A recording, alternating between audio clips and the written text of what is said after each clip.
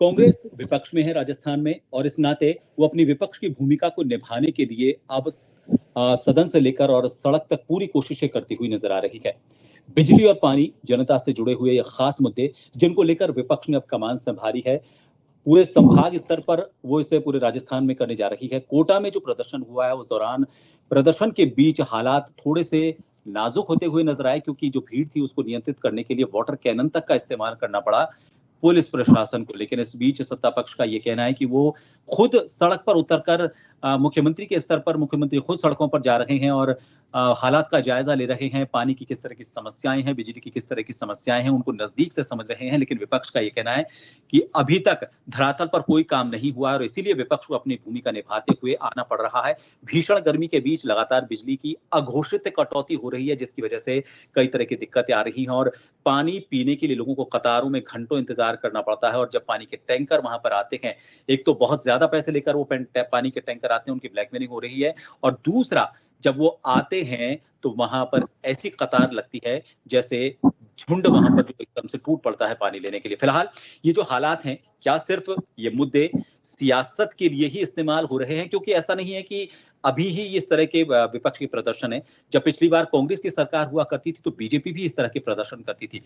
सवाल बड़ा यह है कि इतने सारे प्रदर्शन होते हैं, विपक्ष अपनी पूरी की भूमिका निभाता है, सत्ता अपने काम करने के दावे करता है, लेकिन क्या इसे सिर्फ मुद्दा बनाकर जिंदा रखने के लिए ही इस पर राजनीति की जाती है, या फिर वास्तव में धरातल पर विपक्ष इसे गहनता से देख रहा है, गंभीरता से देखता है, जनता से जुड़ा हुआ मुद्दा है, इसलिए सदन में विपक्ष के नाते अपनी सड़क पर अपने विपक्ष के नाते भूमिका निभाता है, लेकिन फिर सत्ता पक्ष की जिम्मेदारी कहां खत्म हो जाती है। इन सभी मुद्दों को लेकर बात करेंगे। हमारे साथ जो पैनल जुड़ा हुआ है, सबसे पहले उन सभी से आपका तारुफ करवा देते हैं। हमारे साथ अनूप ठाकुर जी कांग्रेस से जुड़े हुए हैं, शैलेश कौशिक जी हमारे साथ बीजेपी प्रतिनिधि के तौर पर जुड़े हुए हैं, और वरिष्ठ पत्रकार श्याम सुंदर शर्मा जी हमारे साथ इस चर्चा का हिस्सा हैं। सबसे पहले बीजेपी प्रतिनिधि शैलेश कौशिक जी हैं, उनसे सवाल करना इसलिए जरूरी है क्योंकि सत्ता पक्ष के खिलाफ ये प्रदर्शन विपक्ष की तरफ से कोटा में किया गया था। शैलेश जी, जब विपक्ष में आप हुआ करते थे, अगर हम पिछले कार्यकाल की बात करें राजस्थान में, उस वक्त हालात ये थे कि बिजली पानी को लेकर वो ही दौड़ जो आज विपक्ष यहाँ पर कांग्रेस कर रहा है, वो भागदौड़ आप करते थे।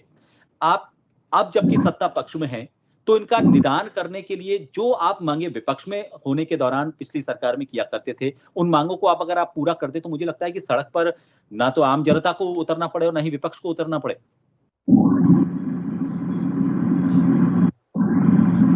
शैलेश जी, आपकी आवाज मुझ तक नहीं आ रही है। एक में अनूप जी, आपके वहां क्या ट्रैफिक का साउंड बहुत ज्यादा है जिसकी वजह से बाकी लोगों की आवाज नहीं आ पा रही है? अगर आप जब बोलें तब अनम्यूट कर लें तो बाकी लोग भी सुन पाएंगे, या फिर आप थोड़ा सा एक साउंड वाली जगह पर, थोड़ा ऐसी जगह पर आए जहां थोड़ा, अभी अनम्यूट कर लीजिए, अभी म्यूट कर लीजिए आप, जब आप बोलने लगेंगे तब आप अनम्यूट कर लीजिएगा ताकि साउंड सुनाई दे। जी शैलेश जी। ट्रैफिक का साउंड नहीं है इधर? नहीं नहीं, ऐसे नहीं है, वो टेक्निकली थोड़ा सा सुनाई देता है। जी शैलेश जी बोलिए।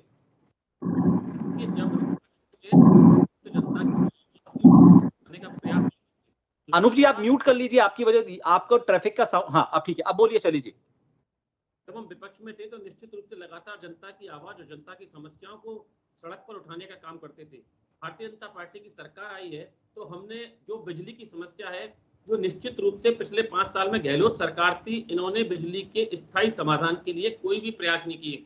आज भारतीय जनता पार्टी की सरकार आने के बाद लगातार 6 महीने के अंतर्गत मुख्यमंत्री भजनलाल सरकार द्वारा पूरा राजस्थान देख रहा है किस तरीके से दिल्ली जाकर अपने साथ ऊर्जा मंत्री को ले जाकर, और वहां किस तरीके से कोयला मंत्री के साथ और ऊर्जा मंत्री के साथ जिस तरीके से एमओयू किए, जिस तरीके से केंद्रीय उपक्रमों के साथ लगातार एनटीपीसी, एनजीएल, कोल इंडिया के साथ, लिग्नाइट नेवेली के साथ जिस तरीके से एमओयू किए, इसके दीर्घकालिक परिणाम राजस्थान में जनता को मिलेंगे। और जिस तरीके से अभी 4000 मैट्रिक टन कोयला जो पिछले लंबे समय से छत्तीसगढ़ में अटका पड़ा था, उसको रिलीज करवाने का काम किया है। जिस तरीके से कल एक कोल ब्लॉक के लिए जिस तरीके से एमओयू किया है, आज राजस्थान में भारतीय जनता पार्टी की सरकार भजनलाल जी के नेतृत्व में राजस्थान की जनता को यह आश्वासन देना चाहती है कि अगले कुछ समय में जो चूल चाल था वो भी खत्म होगा, क्योंकि जो जिस मिसमैनेजमेंट के कारण कांग्रेस की सरकार में कोयला महंगा खरीदा गया, चाहे वो इंडोनेशिया से लाया, चाहे कहीं से लाया गया हो, उसका भुगतान जनता को करना पड़ा। हम लेकिन इंडोनेशिया से सीधा कैसे खरीदा जा सकता है? आप ये भी तो देखें ना, वो जो कोल ब्लॉक दिए हुए हैं वहीं से खरीदने की परमिशन है, उसी को तो खरीदा जा सकता है। लेकिन जो हमने जो कोयला 4000 टन पड़ा था मेट्रिक टन, उसको रिलीज करवाया। इसके अलावा कोल बॉक्स लिए और उन कोल बॉक्स से कोयला आयात होगा। कल आपको ऊर्जा मंत्री जी का स्टेटमेंट ध्यान होगा कि अगले 7-8 दिन में ये निश्चित रूप से सप्लाई शुरू हो जाएगी।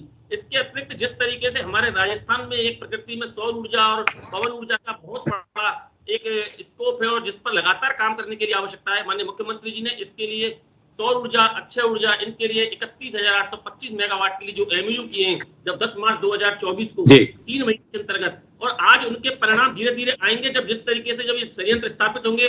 अभी आपको ध्यान होगा कुछ दिन पहले 4 सौर ऊर्जा संयंत्रों के लिए भूमि का आवंटन 3 बाड़मेर में और 1 फलौदी में किया है।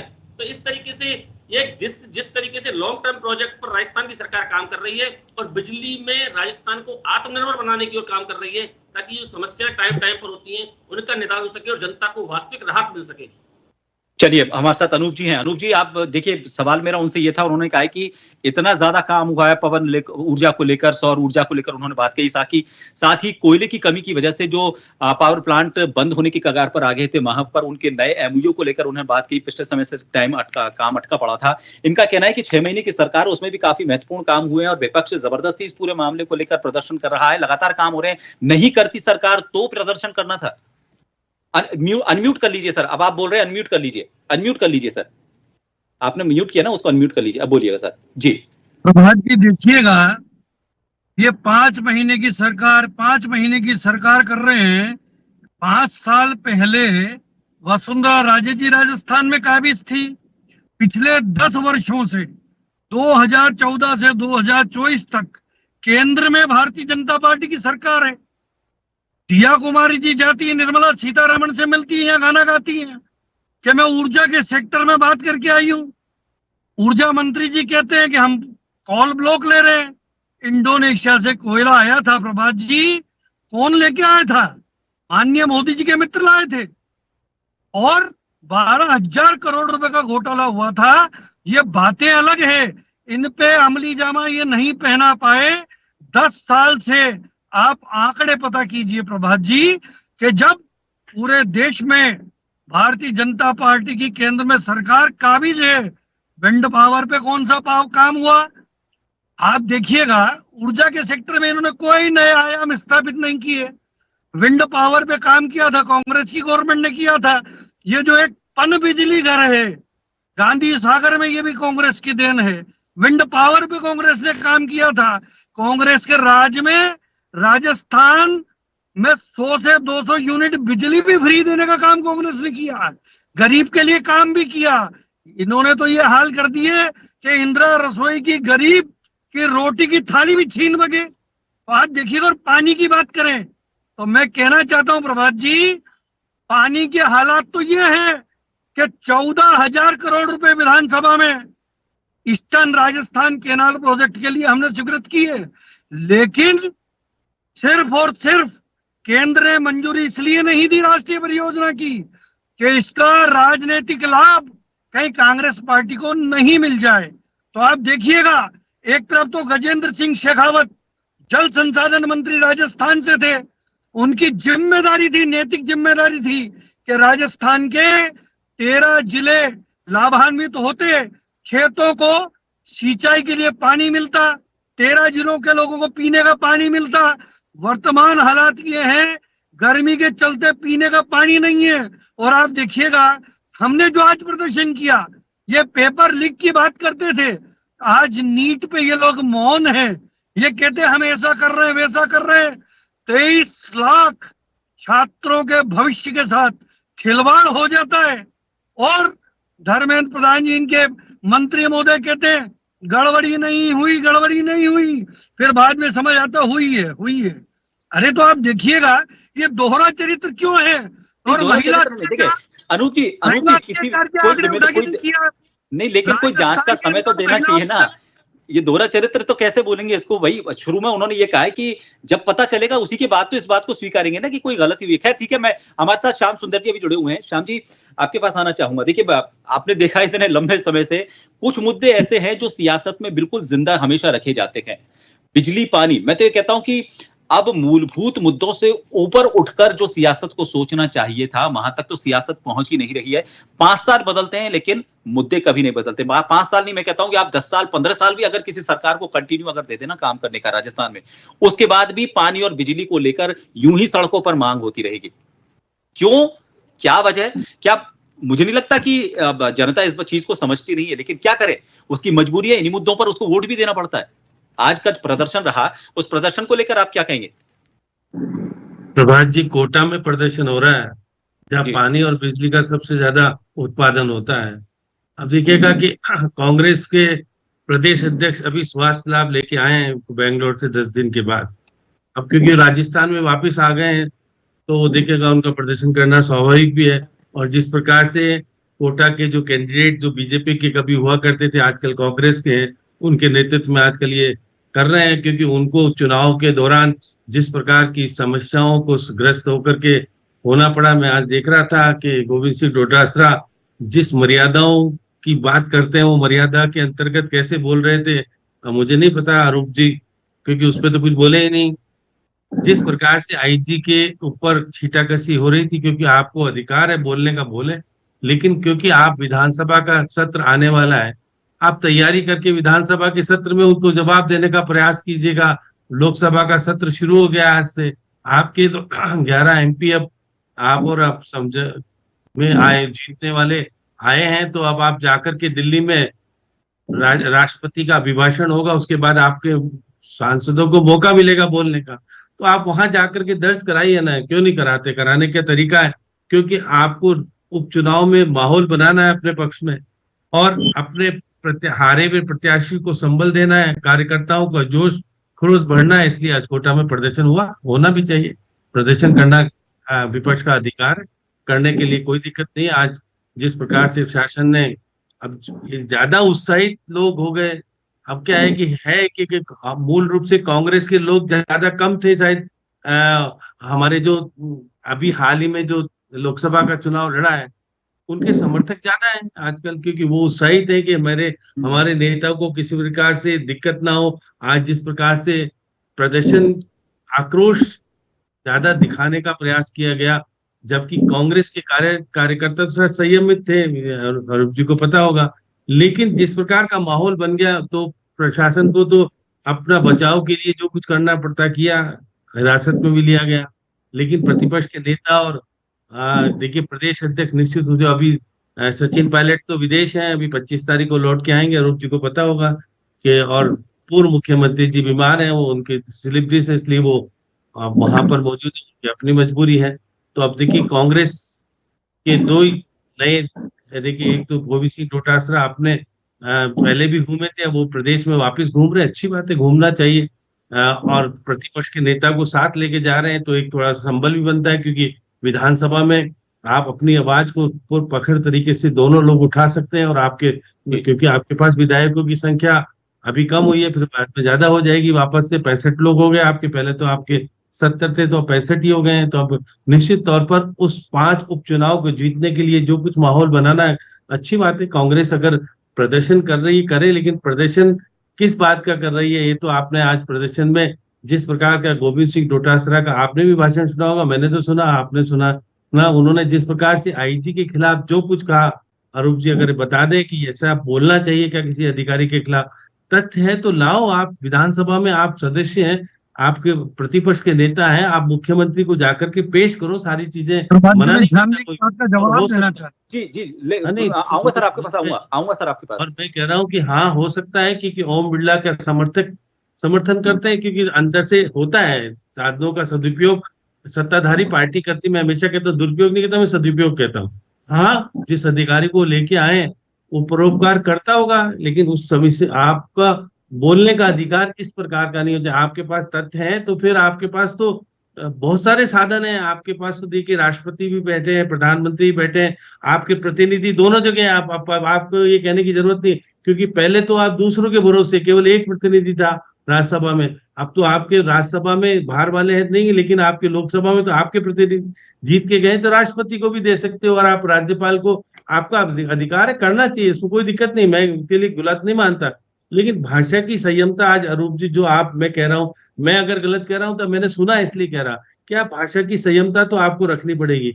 आप देखिएगा, आपको कहना है कहिएगा, लेकिन थोड़ा सा नौकरी करना सिखा देंगे, ये करना सिखा देंगे। अशोक गहलोत सरकार के टाइम में क्या हुआ, ये आपको जग जाहिर है, कोई मना नहीं कर सकता, क्योंकि आपने भी सत्ता का दुरुपयोग नहीं किया, सदुपयोग किया करते हैं, सभी करते हैं। मैं नहीं कह रहा हूँ कि ओम बिरला ने नहीं किया होगा, मैं मानता हूँ, क्योंकि वो जीता, वो तो जीतने के लिए जो कुछ कर सकता था करा, क्योंकि आप उनको हराने के लिए जिस तरह से उन्हीं की पार्टी के नेता को लेकर के आ गए सामने फायर ब्रिगेड को, तो आप देखिएगा वो फायर ब्रिगेड का मुकाबला करे कैसे। निश्चित रूप से शांति धारीवाल को भी उसने मैनेज किया होगा, या आपके देखिएगा अशोक चांदना को मैनेज किया होगा। ये सब बातें होती है राजनीति में, जीत सबसे ज्यादा होती है। जीत गए आप हार गए, वो जीत गए। क्योंकि देखिएगा जिस प्रकार से क्रशर का मामला बीच में हुआ, बहुत सारी चीजें राजनीति में, बहुत सारी चीजें ऐसी होती है। अशोक गहलोत ने भी जिस तरह से मकान का अतिक्रमण हटाया था, आपको भी पता है, प्रहलाद गुंजल के मकान का होता है, बहुत सारी चीजें हैं, आप नहीं बोल पाओगे। मैं तो क्योंकि निष्पक्ष बोल रहा हूँ, इसलिए दोनों पक्षों की बात कर रहा हूँ कि हाँ, निश्चित रूप से ओम बिरला ने अपने जीतने के लिए साधनों का सदुपयोग जो सरकार के माध्यम से करा होगा, मैं मानता हूँ। आप उस तथ्यों को ला करके पार्लियामेंट में उठवाओ या विधानसभा में उठवाओ, सड़क पे उठाने से आप थोड़ा बहुत छींटाकशी करके उस अफसर को आज में तो सुनवा दोगे। बिल्कुल सही कहा आपने, मुद्दे उठाने का एक शीत तरीका हो सकता है, ठीक है, ये वो प्रशासनिक तंत्र है जो अपनी ड्यूटी पूरी करे। जी बोलिए अरूप जी, बोलिए, आप कुछ कहना चाह रहे हैं। राजनीति में संवैधानिक अधिकार है, लोकतंत्र में अगर हम खुले मंच पर अपने मन की बात नहीं कर सकते, कार्यकर्ता के हित की बात नहीं कर सकते, तो मैं श्याम सुंदर जी की इस बात से सहमत नहीं हूँ। श्याम जी ने ये नहीं कहा, मुद्दे उठाने को लेकर नहीं कहा, श्याम जी ने ये कहा है कि जो शब्दावली, जो वर्णावली इस्तेमाल की जाती है, उसको लेकर उन्होंने कहा काम करना सिखा देंगे जी, उसको लेकर मैंने कभी नहीं कहा आपको प्रदर्शन का अधिकार नहीं बोलने का, संयम और मर्यादा की बात है। अत्याचार कार्यकर्ता के सिर से ऊपर हो जाए, ऐसे हालात में कांग्रेस के नेतृत्व को कहीं ना कहीं ललकारने की आवश्यकता होती है।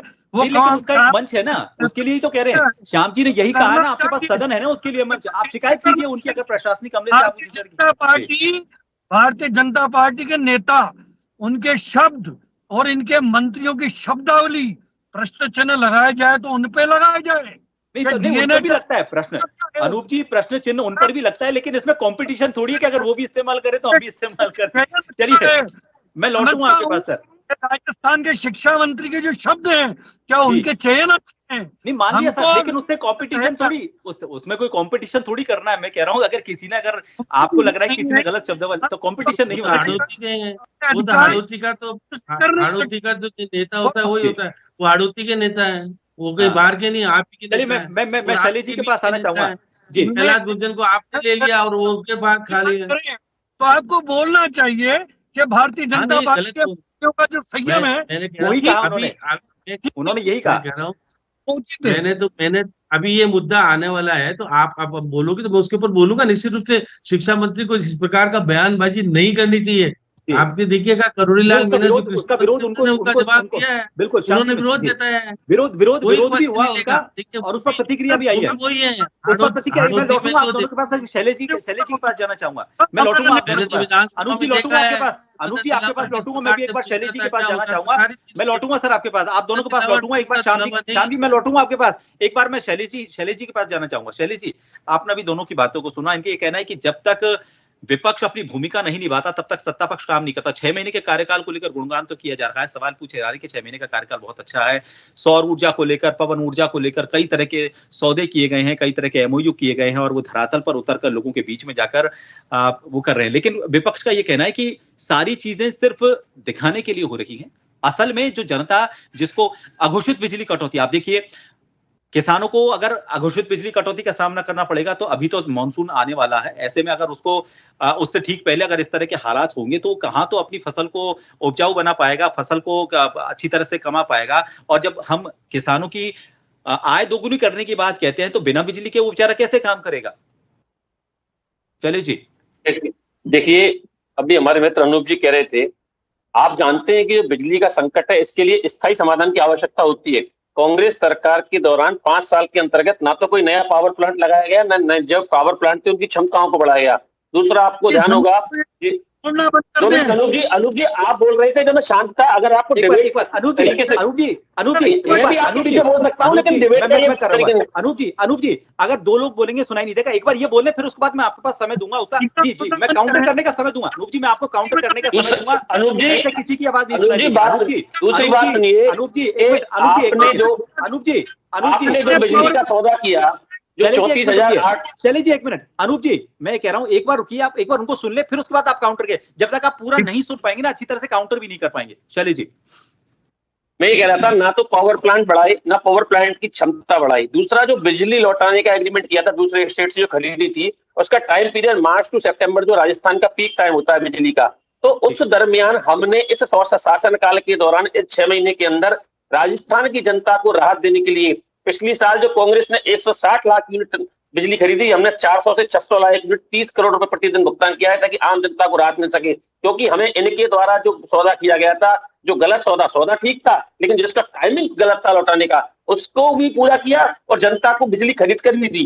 तो इस तरह अब आवश्यकता क्या है कि ये समय के अंतर्गत इन्होंने तो कोई स्थायी प्रबंधन नहीं किया ताकि राजस्थान की जनता को राहत मिल सके, लेकिन माननीय मुख्यमंत्री महोदय ने मार्च में ही इसकी तैयारी शुरू कर दी कि हमें किस तरीके से अगली आगामी 5 वर्षों में राजस्थान की जनता, केवल 5 वर्षों के नहीं, राजस्थान की जनता को स्थायी रूप से बिजली में आत्मनिर्भर बनाना है, ताकि ये बिजली संकट सरकार किसी की हो, बिजली संकट राजस्थान की जनता को नहीं देखना पड़े, न जनता पर फ्यूल टैक्स लगे, न जनता पर बिजली के कारण दिक्कत, उल्टा हम बिजली आज निर्यात करने की स्थिति में आ सकें। इस स्थिति के लिए हम जिस तरीके से, चाहे वो केंद्रीय उपक्रमों के साथ सौदा किया जा रहा हो, चाहे किस तरीके के एमयू किए जा रहे हैं, चाहे सौर ऊर्जा में, पवन ऊर्जा में। शैलेश जी आपने सही कहा, शैलेश जी आपने सही कहा, राजस्थान एक बहुत इतनी मुफीद जगह है सोलर प्लांट के लिए और पवन ऊर्जा के लिए। यहाँ पर देखिए बहुत सारा रेगिस्तान का बहुत बड़ा इलाका है, कई प्लांट यहाँ पर लगे भी हैं।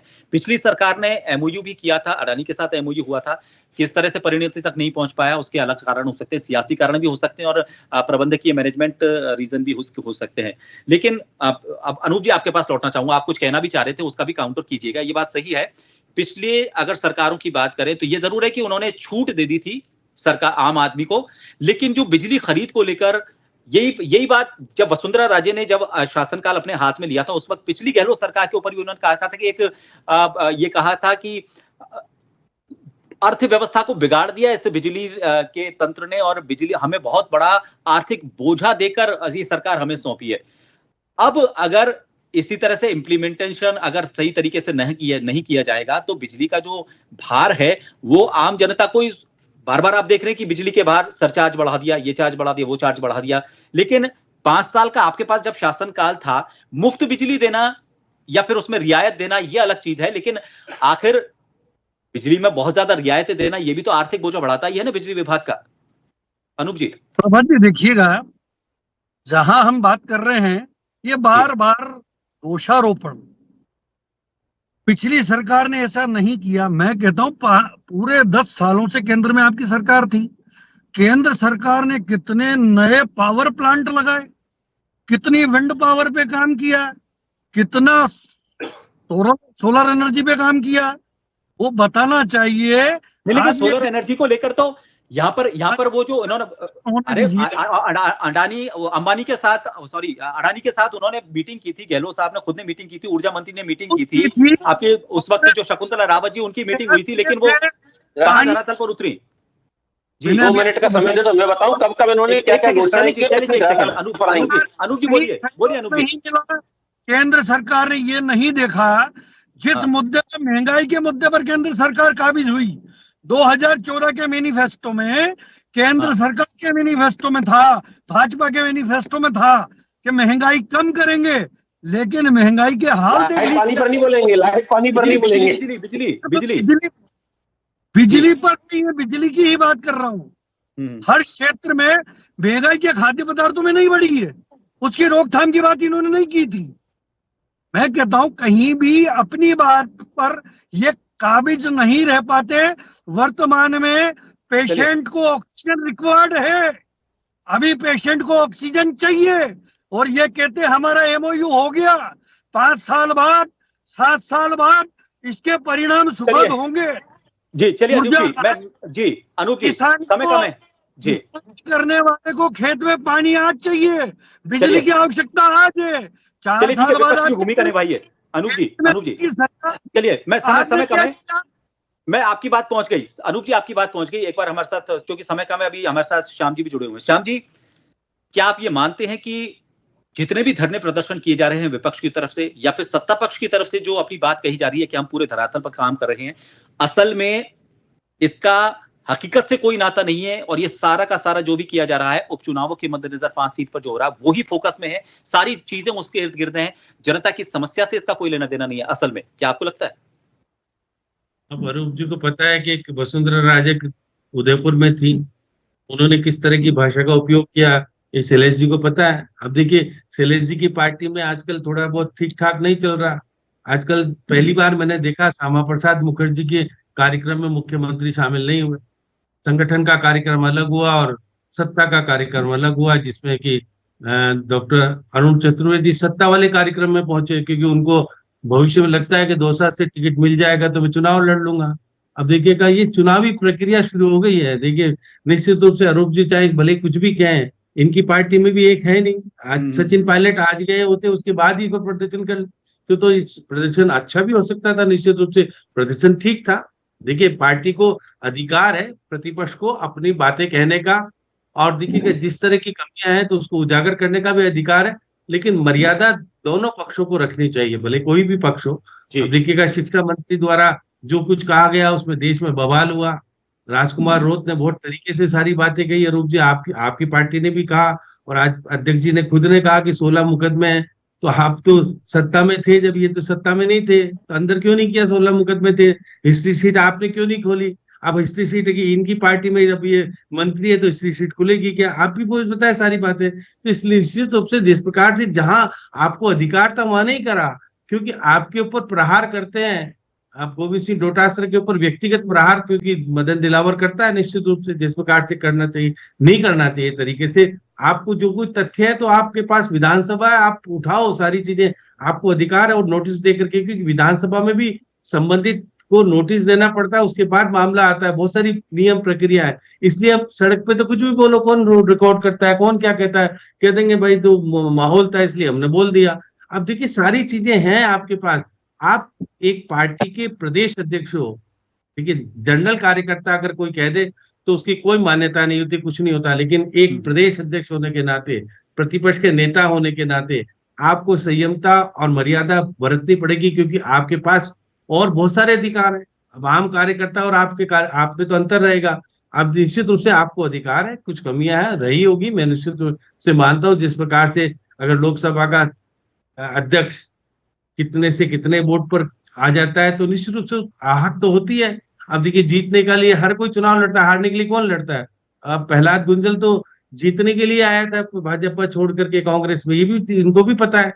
कल तक तो वो जो जिसका समर्थन कर रहा था आज वो ही पोल खोल रहा है, अच्छी बात है।